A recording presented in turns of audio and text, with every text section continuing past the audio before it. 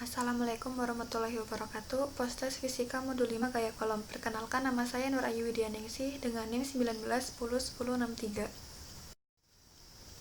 Sedikit penjelasan mengenai materi gaya kolom. Muatan listrik adalah muatan dasar yang berada pada suatu benda yang membuat sebuah benda tersebut mengalami gaya pada benda lain dan juga mempunyai muatan listrik yang berada dalam jarak yang sangat berdekatan. Satuan muatan listrik ialah kolom yang umumnya dilambangkan menggunakan huruf C. Istilah kolom berasal dari seorang ahli fisika Prancis yang bernama Charles Auguste de Coulomb. Pada teorinya berisikan muatan listrik pada dasarnya terdiri dari dua jenis, yakni muatan positif dan muatan negatif. Pada dua muatan tersebut akan terjadi sebuah interaksi tarik-menarik dalam muatan yang berbeda jenis, sedangkan akan terjadi interaksi tolak-menolak antara muatan yang sama jenis. Teori tersebut pertama kali dipublikasikan pada tahun 1784 oleh penemunya.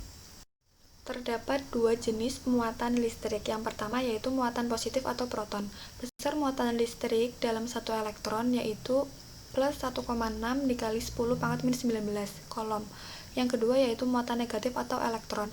Besar muatan listrik dalam satu elektron yaitu min 1,6 dikali 10 pangkat min 19 kolom. Interaksi antar muatan. Muatan akan tolak-menolak apabila muatan tersebut sejenis, sedangkan akan tarik-menarik apabila muatan tersebut berbeda jenis. Sebelum memulai praktikum, praktikan harus membuka software PET Simulation, kemudian memilih kolom law.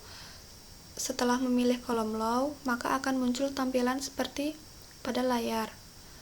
Selanjutnya, praktikan mencentang atau menceklis pilihan yang ada pada layar tersebut untuk memudahkan pada saat praktikum. Selanjutnya, menentukan besarnya Q1 dan Q2. Q1 yang digunakan adalah min 4, sedangkan Q2 adalah 4. Pengukuran menggunakan radius yang berbeda-beda sesuai dengan ketentuan. Variasi radius yang digunakan yaitu 2, 4, 6, 8, dan 10 cm. Untuk menghitung gaya kolom, maka menggunakan rumus F sama dengan K dikali Q1 dikali Q2 per R kuadrat.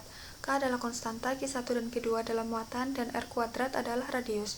Maka pengaruh radius terhadap gaya kolom apabila semakin besar radius, maka gaya kolom yang akan dihasilkan pada muatan akan semakin kecil. Pada pengukuran kedua ini hampir sama dengan pengukuran pertama. Hanya saja pada pengukuran kedua ini radius atau jarak yang digunakan sama yaitu 4 cm. Yang diubah-ubah adalah nilai dari Q1 dan Q2. Q1 dan Q2 diatur sesuai dengan ketentuan dengan radius 4 cm. Ketentuan Q1 arahnya tolak-menolak, ketentuan 2 tarik-menarik, ketentuan 3 tarik-menarik, dan ketentuan 4 tolak-menolak. Sehingga jika muatan berbeda, maka akan saling tarik-menarik. Jika sama, saling tolak-menolak. Muatan positif dan negatif tidak mempengaruhi besarnya gaya kolom. Selanjutnya yaitu pengaruh jarak terhadap medan listrik dengan muatan berbeda jenis. Untuk mempermudah pada saat praktikum, maka harus menceklis atau mencentang pilihan yang ada pada layar. Jarak muatannya adalah 4 meter. Praktikan akan mengukur besar muatan listrik saat sensor berada di sebelah kiri A, kanan A, dan kanan B dengan jarak 100, 200, dan 300 cm. Ini pada saat berada di sebelah kiri A. Tampilan ketika berada di sebelah kanan A. Dan yang terakhir adalah di sebelah kanan B. Untuk mencari nilai sebenarnya menggunakan rumus K dikali Q per R kuadrat dengan konstanta 9 kali 10 pangkat 9. Interaksi antar muatan yang berbeda jenis maka akan tarik-menarik. Pengaruh jarak terhadap medan listrik dengan muatan berbeda jenis. Pada percobaan ini sama dengan percobaan sebelumnya, hanya saja pada percobaan ini muatan yang digunakan sejenis. Muatan yang sejenis akan membuat arah saling tolak-menolak sehingga berpengaruh pada arah, sehingga dapat disimpulkan seperti yang ada pada layar.